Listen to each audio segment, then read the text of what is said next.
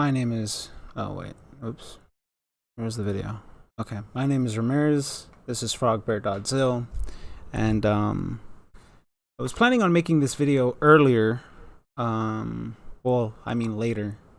But now I'm making it earlier for reasons I can't explain. Yeah. Immortal Technique. Where do I start? I thought he said something very interesting a while ago, and it was the fact that he believed that Eisenhower was one of the best presidents ever, right? Like, there's always that argument that's tossed around that says there was no good president. Like every single president was trash, right? But Immortal Technique was like, not really. Actually, let me make an argument for one president, and he brings up Eisenhower. And I thought it was interesting, right? But I never really put two and two together. But I wanted to make this video because right before he says that part, he says something very interesting, which I think doesn't get really emphasized much anywhere, like if ever. I think that at some point there hasn't been enough humanizing stories about us in media, right? It's like if I go to the middle part of America and I hear somebody be racist, there's a part of me that thinks this person is an idiot and pathetic. And then there's a part of me that almost feels sorry for them, because if I was a white person that grew up in middle America and my only access to black and brown people was Fox and whatever's on the news, then I would grow up with a very skewed perspective of what society is myself. And it reminds me of what somebody said about like social media apps like TikTok, Instagram. Because I remember when I used to work at a high school, the kids were looking at this one social media page that was just nothing but gore, nothing but just very, very fucked up things that would go on that social media page. And I always wondered, like, how did you find this page? Like, how did it get promoted to you? And it goes to show that, like, you know, television is one thing because it's, you know, there's aspects of levers of control, right? They're not just going to let you air anything on access television.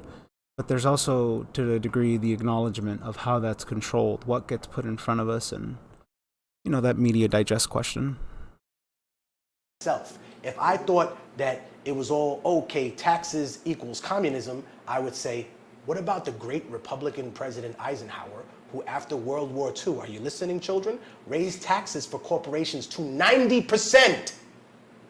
He said, y'all been double dipping. He said, he's bringing up the fact that Eisenhower was also the famous one who had that speech of the military-industrial complex and talking about how there was a conglomeracy of very few that were aiming towards endless perpetual wars.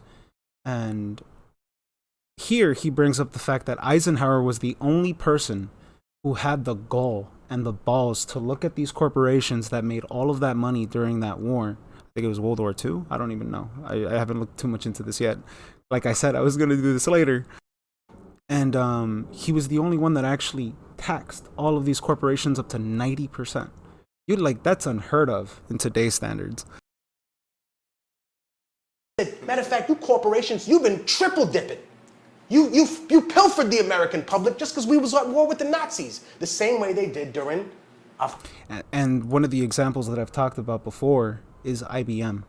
I've made a few videos about how IBM did the logistics, they did the cataloging, and well, it's not that I just looked into IBM. It was just I was looking into a broad general sense of eugenics and understanding the fact that there is a very select few of individuals who largely molded science to be what it is, who had a very vested interest in figuring out this science. So, you know, I've mentioned before that it plays out in the Jamaica studies, the Jamaica projects, the Tuskegee experiments, right? There's always been this perpetual agenda against a very select few. And even cataloging DNA sequences is also a very big thing that people kind of glance over. But that's a whole other discussion.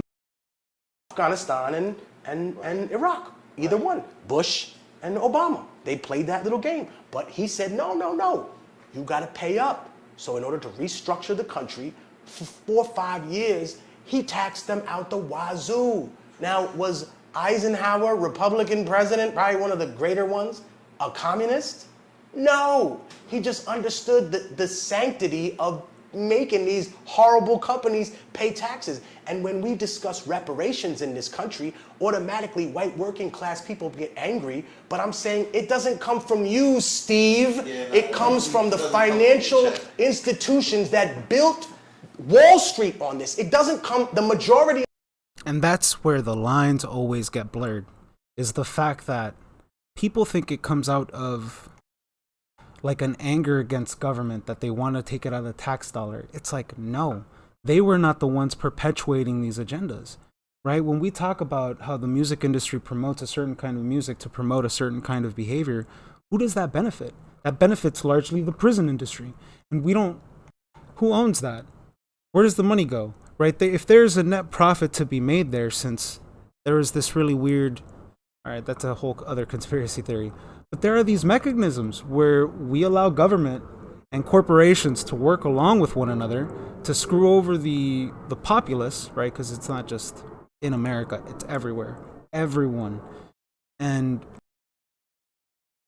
nobody wants to acknowledge, right? Like the fact with IBM. IBM never went to trial. IBM was one of the companies that just kind of avoided the Nuremberg trials. But what about all the other American companies that sponsored it with propaganda, advertisements? Like, you know what I mean? Like, if there's going to be reparations for Jamaica, it's going to come out of IBM and whoever funded that entire project, which was the Rockefeller Institute, since they've been, well, the Rockefeller Institute, the Carnegies, and people like Madison Grant were the minds that kind of molded this science to perpetuate all of those experiments. But of those payments don't actually come from white working class workers or your taxes. The majority of those payments would come to people you built your stock market on this. You built your trading factory on this.